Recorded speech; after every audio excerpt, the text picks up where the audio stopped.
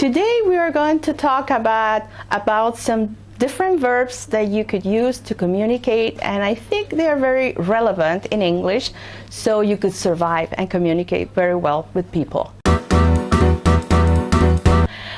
The first verb that we have on our list is the verb to be.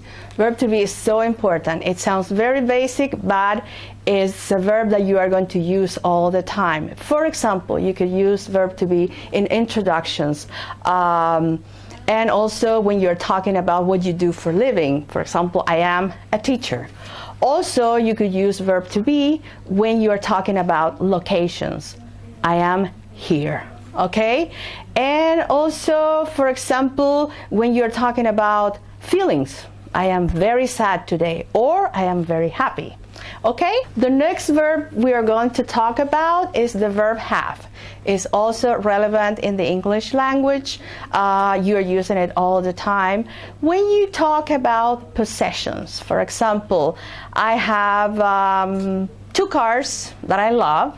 I have many friends. With verb to have, you need to be very careful because it depends on the pronoun that you're using. For example, if you're using I, you, we, or they, you say I have, you have, we have, they have. But, for example, if you're using he, she, it, you need to change it to has. So, she has many friends. Okay? So it's a very useful verb, and you are going to use it all the time, and please try to conjugate it well, especially when you're talking about he, she, and it. Alright, so our next verb is the verb do.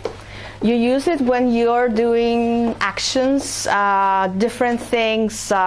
For example, I do my homework.